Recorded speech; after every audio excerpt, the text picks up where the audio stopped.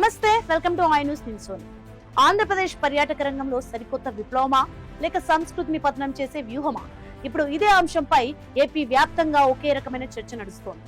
నవ్యాంధ్రకు ఉన్న సుదీర్ఘ సముద్ర తీరాన్ని అంతర్జాతీయ స్థాయి టూరిజం హబ్ గా మార్చేందుకు వీలుగా తీర ప్రాంతాల్లో బార్లు, పబ్లు, నైట్ క్లబ్ల ఏర్పాటుకు అనుమతులు ఇవ్వాలని ఇప్పుడు ప్రభుత్వం యోచిస్తోంది.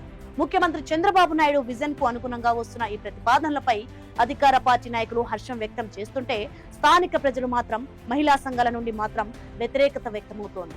భారతదేశంలోనే గుజరాత్ తర్వాత అత్యంత పొడవైన సముద్ర తీరం కలిగిన రెండో రాష్ట్రం ఆంధ్రప్రదేశ్.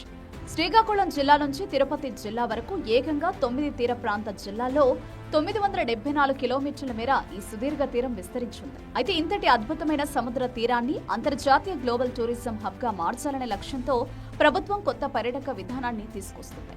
ఇందులో భాగంగా పర్యాటకుల రద్దీ ఎక్కువగా ఉంటే విశాఖపట్నంలోని భీమిలి, రిషికొండతో పాటు కాకినాడ, మచిలీపట్నం, బాపట్లలోని సూర్యలంక, చీరాల, ఒంగోలు, నెల్లూరులోని మైపాడు వంటి ప్రముఖ బీచ్ రిసార్ట్లలో బార్లు, పబ్లు, నైట్ క్లబ్లకు అనుమతులు ఇవ్వాలని భావిస్తున్నారు.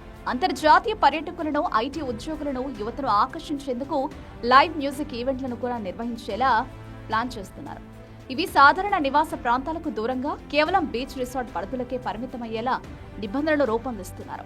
ప్రభుత్వం ఈ నిర్ణయం తీసుకోవడం వెనుక బహుముఖ వ్యూహం ఉందని విశ్లేషకులు చెబుతున్నారు. ముఖ్యమంత్రి నారా చంద్రబాబు నాయుడు విజన్ ప్రకారం ఏపీ పర్యాటకులు నిత్యం గోవా, శ్రీలంక, థాయిలాండ్, సింగపూర్ వంటి ప్రాంతాలకు వెళ్లి వేలాది కోట్లు ఖర్చు పెడుతున్నారు.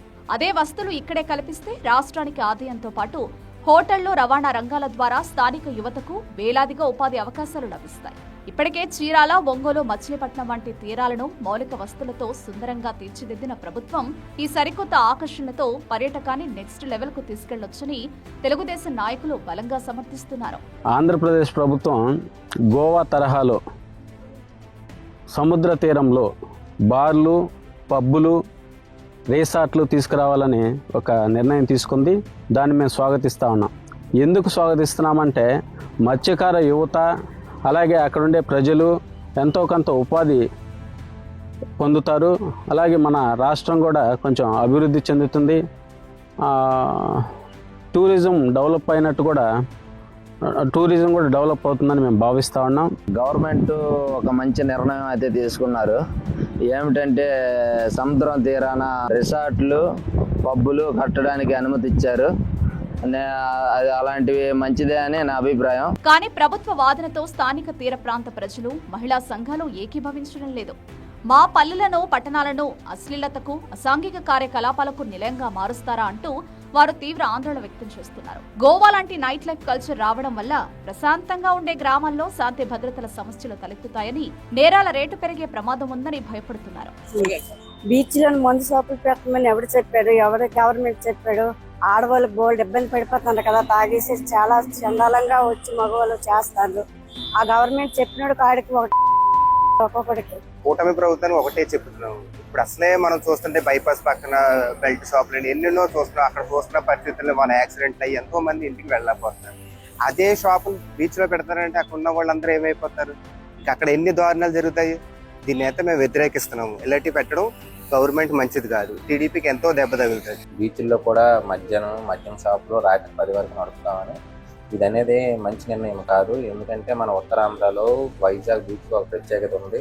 చాలా ఆహ్లాదంగా మరియు సాయంత్రం పూట ఫ్యామిలీ మెంబర్స్ వచ్చి గడిపే విధానం.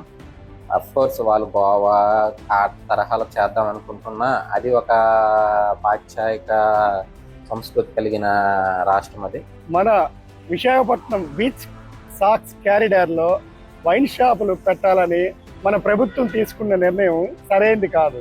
అర్ధరాత్రి వరకు బార్లు, పబ్లు నడిస్తే మత్తులో గొడవలు జరిగి మహిళల రక్షణకు ముప్పు వాటిల్లుతుందని అభ్యంతరాలు వ్యక్తం చేస్తున్నారు.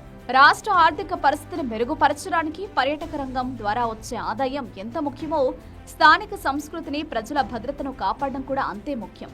అందుకే ప్రభుత్వం పటిష్టమైన నిబంధనలు విధించి ప్రత్యేక బీచ్ పోలీసింగ్ వ్యవస్థను ఏర్పాటు చేసి కేవలం పర్యాటక జోన్లకే వీటిని పరిమితం చేస్తేనే స్థానికుల భయాలు తొలగి ఈ వివాదానికి శాశ్వత పరిష్కారం దొరుకుతుంది.